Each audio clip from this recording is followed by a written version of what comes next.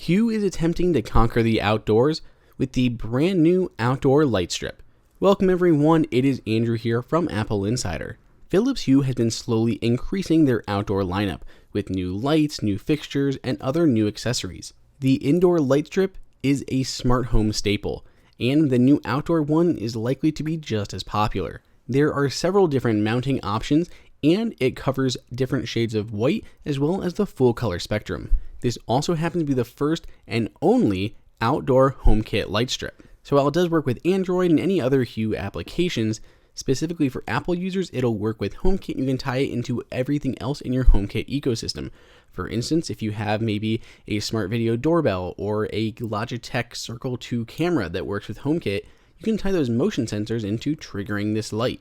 Or pick up the brand new, soon to launch Philips Hue outdoor motion sensor that too works with HomeKit. Inside the box, you're going to find a few different mounting options, the LightStrip itself, a weatherproof cable that allows you to connect this thing to power. As this LightStrip is entirely weatherproof, it has a different design than indoor lights.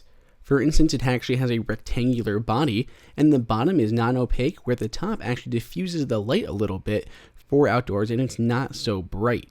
Hue uses the same watertight connector that we saw for the Lily outdoor spotlights. Simply connect the two sides together firmly and then tighten down the gasket to make sure everything is sealed. Another difference between this outdoor LightStrip and indoor ones is there's not an adhesive along the back, because you're not going to just peel off an adhesive and stick it onto your cement or your wall. Instead are these little brackets that can get screwed into any different surface, whether it's underneath the edging of a handrail, underneath some gutters, around the edge of a garden, along the edge of a deck, whatever your mounting option is going to be. Once you've gone ahead and plugged it in, you're good to go and set it up inside of the Hue app. You do need to make sure you have, obviously, the Philips Hue bridge, but as long as you do, this thing will automatically be discovered and you go through the normal lighting setup in the Hue app. From there, it can be assigned to a room, it can be automated, everything within the Hue ecosystem, or as an Apple user, it'll get added to the Home app and you can add further automations there. This light gets very bright, though not as bright as a lot of the indoor lights that we see. The maximum output is 850 lumens, and the idea is that outside this can be turned on in the dark and you're not going to need quite as much light as you would inside. As far as the colors and availability go, there are millions of different options to choose from. You can choose from different shades of white, from a warm white to cool daylight, or go through any of the 16 million colors that are possible: greens, blues, purples, pinks, reds, orange, yellows, whatever it is that you're looking to. Obviously, once we get a little bit darker, you can see those colors are a little bit more vibrant. And when we show you what this looks like outside, it looks even better. Since this is an outside light, there is a range of temperatures that it is functional through, and that's going to be -4 degrees Fahrenheit all the way up to 113 degrees Fahrenheit. That will be fine for the vast majority of users, but there could be a few fringe scenarios where it's too warm or too cold. Within HomeKit and the Home app or any third-party app, you have all the normal controls. You can turn the light on and off, you can dim or brighten the light, or you can change the different colors. In our setup, we also tied this to a HomeKit motion sensor. There are no current HomeKit outdoor motion sensors yet, though you can use something like a smart video doorbell or a HomeKit enabled camera like the Circle 2. Using my Logi Circle 2 HomeKit camera, I can detect motion and toggle this light on whenever someone approaches on our front porch.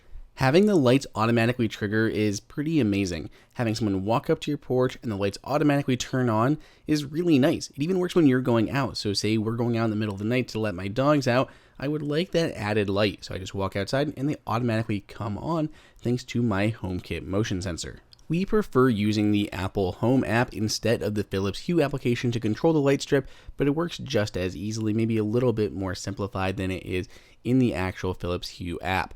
You can use Siri as well, so you can just ask Siri to turn the light on and off, set it to a certain brightness, change the color, whatever it is that you want, or tie it into any scenes that you've already created with other outdoor HomeKit lights or even indoor lights. Let's go ahead and dim the sun a little bit more and you can see how vivid these colors are. It really adds a pop of color or lighting accents to wherever you like this. Now here we just have this along our walkway. It's not the most elegant solution for actually placing this, but it would look really awesome awesome serpentine around a garden or along gutters to accent the edges of your house. The downside is it cannot be extended. So if you're looking to do a really long area, you're going to need to tie in more of these individually rather than just connect them together like you can do with indoor light strips. So what do you think of the Philips Hue Outdoor HomeKit light strip? Do you dig it? Where would you put one on your house? Let us know your thoughts down below in the comments, and if you want to pick one up, there's a link below in the description.